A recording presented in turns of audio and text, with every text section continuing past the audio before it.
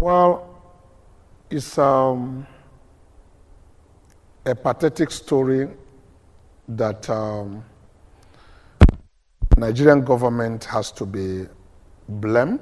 Leadership, past leadership has to be blamed for what is happening.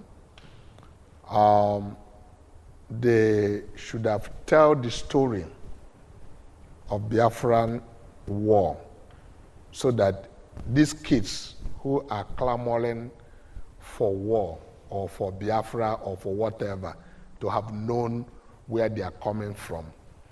Whenever you hide things from people, they are inquisitive.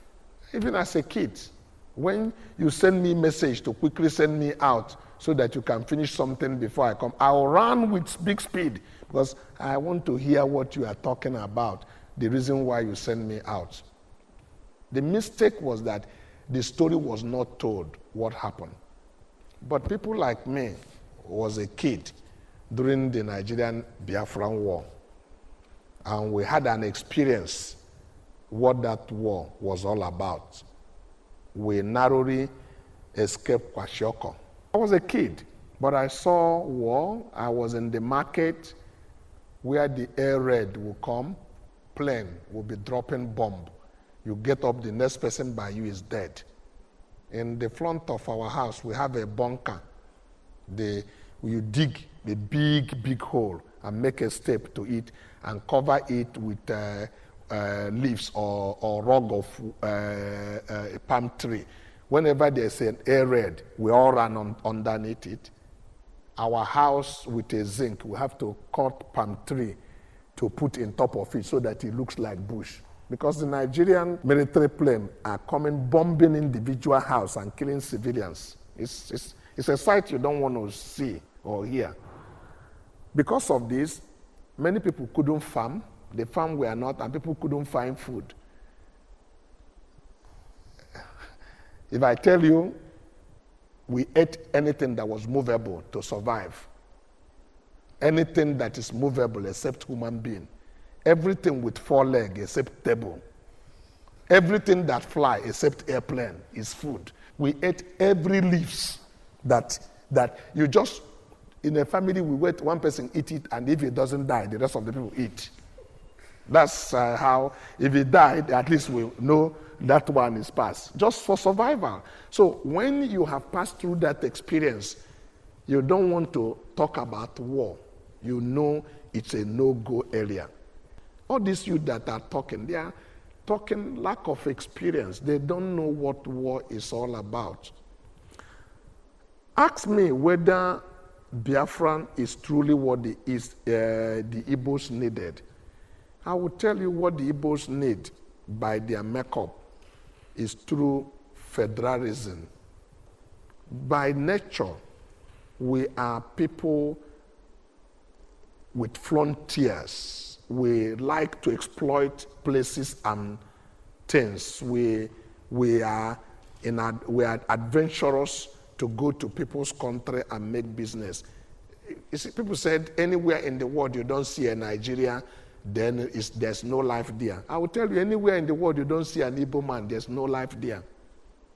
I've been to places you never believe, and the next thing the man is speaking to you. They are traders. I went to Trinidad the other day. I saw a black man. I was talking to him. He's an Igbo boy. He's from Imo State. He's in an office in Trinidad and trading. They speak Arabic now, write Arabic. So Nigeria provided an average Igbo man an unprecedented opportunity. It's good, better for us to remain one. We have big market so that you bridge the gap in the service industry. It's completely insanity to think that what we need is Biafran to solve the problem. We need true federalism where people should have resource control. Nigeria survived like that. The North used to be greater among all Nigerians. Still, where is the granite pyramid? They farm, the West send Awolowo, the rest are into school under scholarship by, cocoa. Western schools were built by the wealth from cocoa. People were, each region were struggling to survive, has something to put. So for me, it's to break down this centralized government we have, where the resources are bringing Abuja. If we don't find oil today, it will be easy for everybody to agree that we have resource control and the regions, govern themselves. We are better off to be in big number the way we are. That's my mind from the heart. And we can make Nigeria to take its rightful place in the community of nations, because this country have everything it requires to succeed. And I wonder, why do we settle for mediocrism instead of harnessing our best? When we want to play football, we look for our best to go and represent us. If you go to hospital, you look for the best doctor. You don't say he must come from Nnewi, he must come from Aba, or he must come from Owerri. We don't segregate. We are looking for the best. You don't go to hospital and ask the doctor, are you from Kogi? Okay, if you are from Kogi, you won't touch me. You look for the best doctor. But only when it comes to sharing resources, we are asking where the person come from. Because we have, get it wrong. We are not looking for our best to be in the office today. And we look for people who are average. We should use our best as a nation to get the best out of us. If anybody is gifted, you didn't put a gift in any man. Respect the gift of God in the person. If you fight it, you wound yourself. You can't do anything about it. The more you respect it, the more you are blessed. So what I'm telling the youth is for us to remain united.